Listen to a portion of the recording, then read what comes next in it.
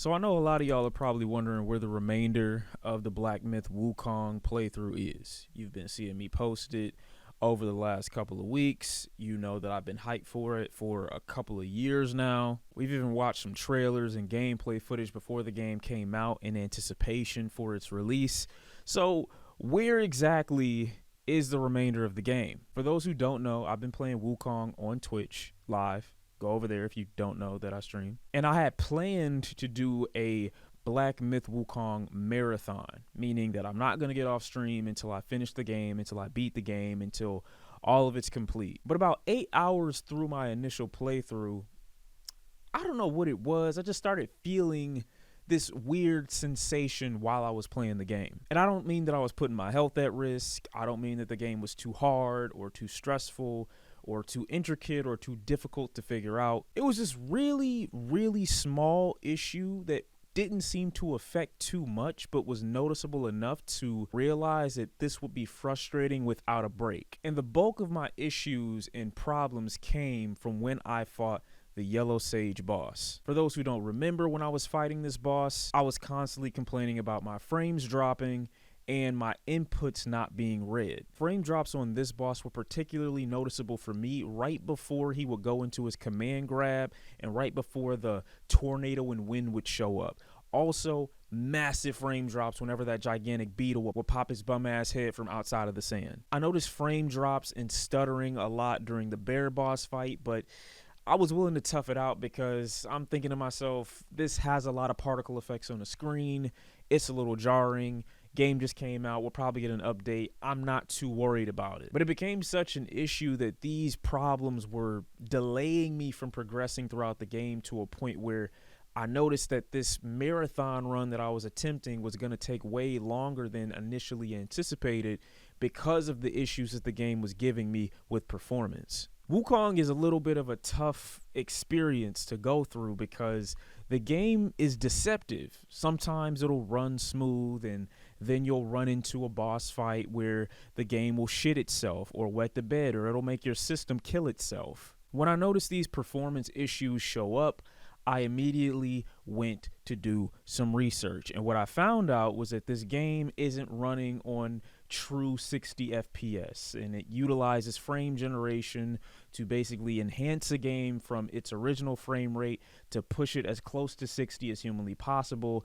So when I'm playing the game and I'm getting these massive frame drops, that might be one of the reasons why. Again, I'm not a game journalist or a game developer. I don't know how any of that works. I just know that a game is supposed to run smoothly if it's optimized properly for the system that it's playing on. After finding this out, I did consider getting it for PC, but I figured, why should I give a company an additional $70 when the system I originally bought it on isn't receiving the proper care that I think it deserves? So I decided to tough it out and just say, how bad could it really get beyond this point? I mean, a couple stutters, it's annoying, it's somewhat game breaking, but I'm willing to push it through until I got to the hand boss. Up until this point, y'all had seen all of my gameplay when it came to any type of stuttering, frame drops, or input delays or latency that I might have experienced or complained about. Y'all had seen a lot or a large portion of it. But when I got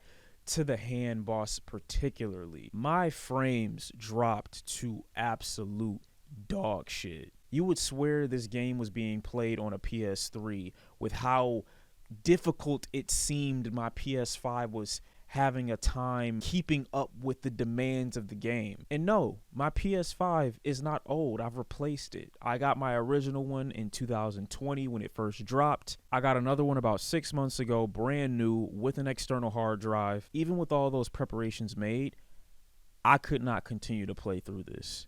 I wanted to so badly.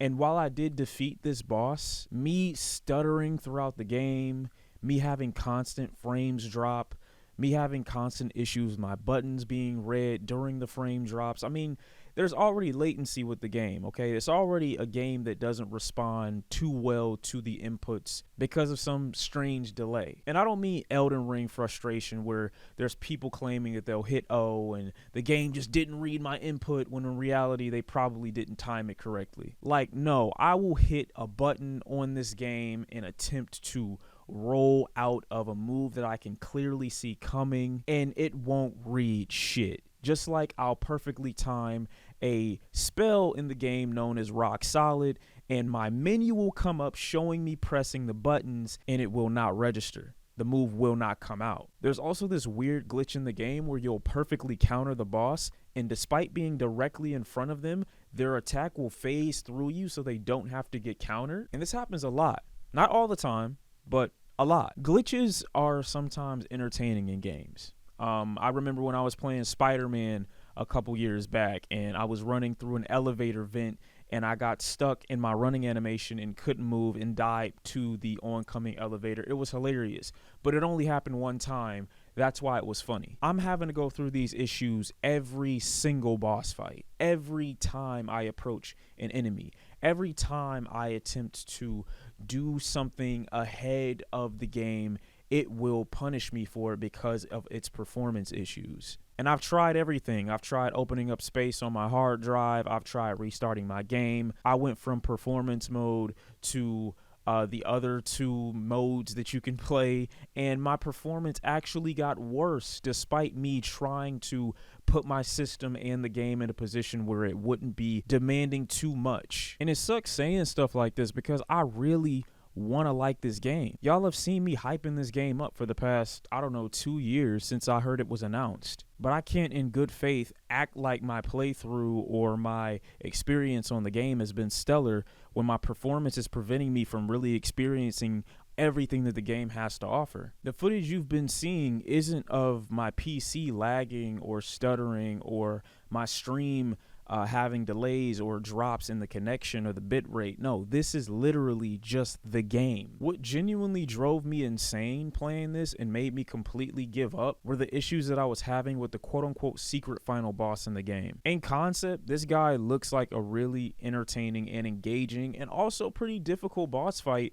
for Wukong standards. But this late in the game, there should not be glitches that prevent me from even seeing my opponent. These are game-breaking performance issues, and I should not be experiencing them with a game that people are hailing as Game of the Year. To people's defense, I know that there are plenty of folks that are saying that this game runs beautifully on PC, even though I've heard a lot of testimony from people that have played the game on PC saying they've had just as many issues, if not more of their own, but I'm only talking about the experience I've had on PS5. Because of those reasons, I've still not attempted whoever the final boss of the game is. I haven't watched any gameplay, so I still don't know what lies beyond the secret final boss and what the game ending is supposed to be. In hopes that I will at some point play this game on console and have a smooth experience, I don't want that spoiled for me, so I'm willing to play the game again at some point in the future once it receives some performance updates. But as it stands, I cannot play this game and recommend it to people in good faith, knowing I've had the experience with it that I've had. Outside of my performance issues on this game that prevent me from moving forward, I'll give you the good and the bad of how I feel about it so far. I think the cutscenes after you complete each chapter are gorgeous. I think that's one of the highlights of even completing the elements of this game, is getting to a point where you get to see how they cinematically explain and describe the lore behind each person at the end of each chapter. Cutscenes in the game are really nice too. Outside of the animations that you get and are rewarded for at the end of those chapters, cutscenes are pretty fluid, don't seem to have a problem rendering, and have not crashed my console anytime they've played. Music on this game has been pretty good too. Stellar, I might say. Enemy design is unique and varied. With over 80 bosses in the game, rarely are any that I found repeated, which I give a big thumbs up for. Some enemies even utilize the background of their boss fights, which I think is fantastic.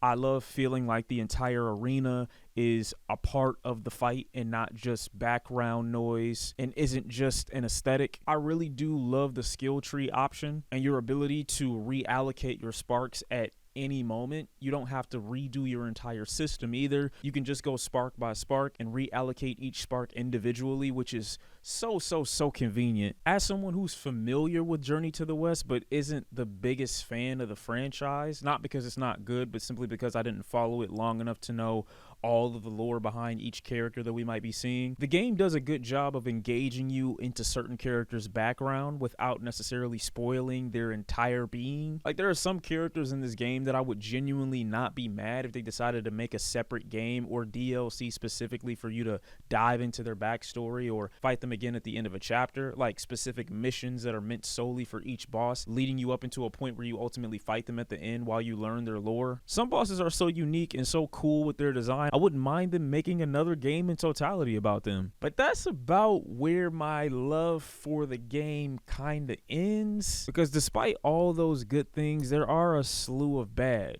Outside of performance issues, I've noticed hitboxes aren't that great when it comes to boss fights in this game. When the game wants to get a command grab, it really will try its best to get that command grab, even if it makes absolutely no fucking sense. Going back to the latency it seems this game has, having a last second dodge be your only way to avoid a technique or an attack is a little annoying. I don't like how as you're nearing the end game, a lot of the spells that you worked so hard to build up with your skill tree are essentially made useless, immobilize being a major one. If you're going to give someone the ability to immobilize someone for, 5 seconds and even extend their immobilization once you upgrade it all the way to the max, you can't nullify it when you get to the end game and basically make the spell useless. On top of that, I don't think there are enough spells in the game. You only get one spell, to my knowledge, in the category of the doppelganger technique, and you don't have anything that you can replace it with.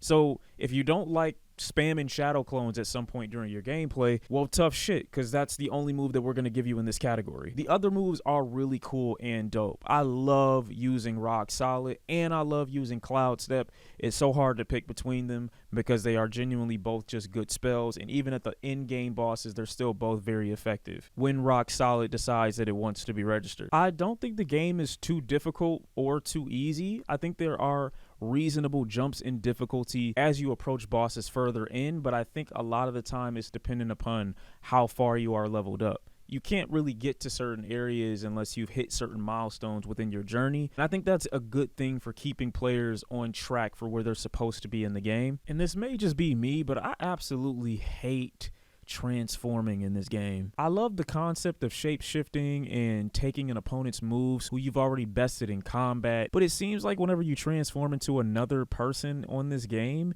you move so sluggish by comparison. Even the spirits that you get to summon briefly for 1 or 2 moves move quicker than the summons. I avoid transforming so much in this game to avoid losing combat speed and momentum that I've built up over the course of just playing as the incarnation of Wukong. Don't get me wrong, they've got really cool moves, but I think a better option when playing this game would have been to let you use their weapons or let you use a special technique that they had. Another issue I have with this game is the main character.